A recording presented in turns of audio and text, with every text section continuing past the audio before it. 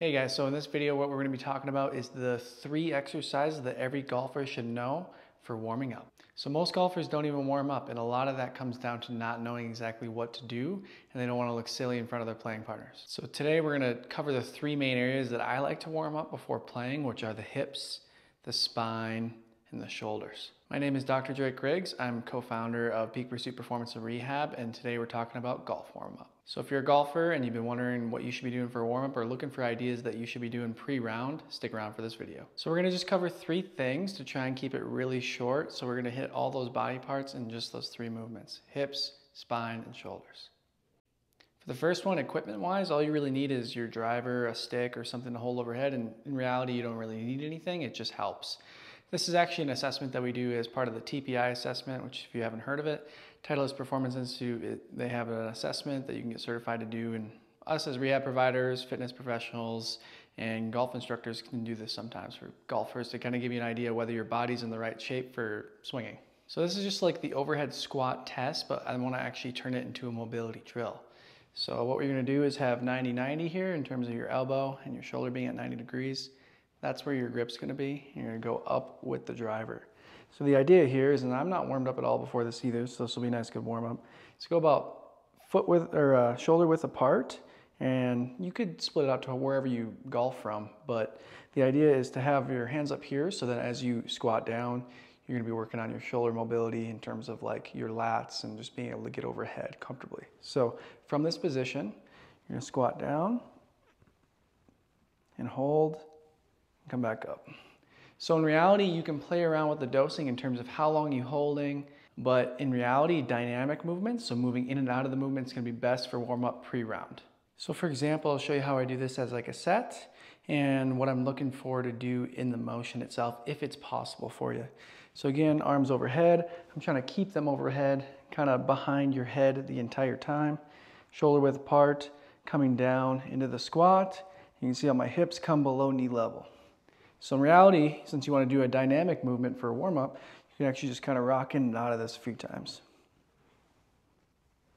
So that's exercise 1.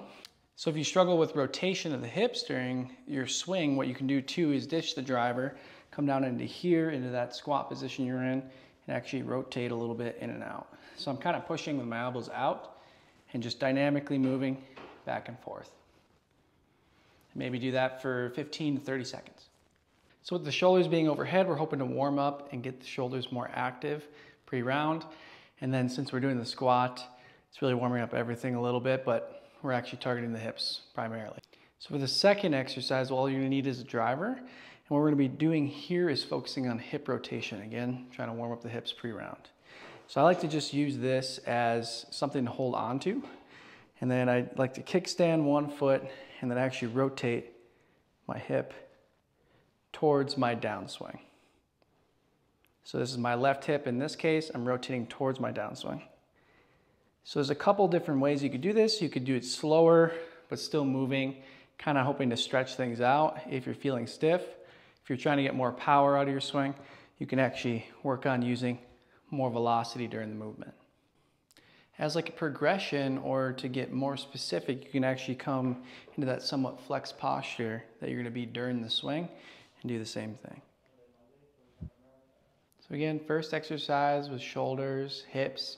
Number 2 is hip focus primarily.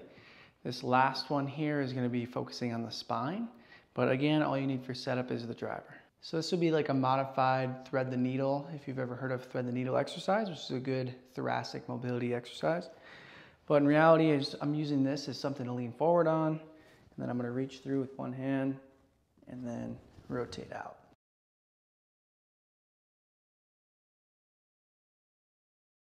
So if it was an awkward height with the driver, kind of like how it looked when I was doing it, what you could use is your cart seat as well. So that's going to be about yay high. But just for a demonstration, coming down low, threading the needle through. So to try and create the angle that you're at in posture in golf, you can also lean against your cart pole. Again, we're in the clinic here, so we don't have a cart. But what you could do here as well is be in a more specific plane to what you're going to be rotating into your swing. So I hope you got a lot out of that, guys. Those are 3 exercises to warm up the hips, shoulders, and the spine before your round.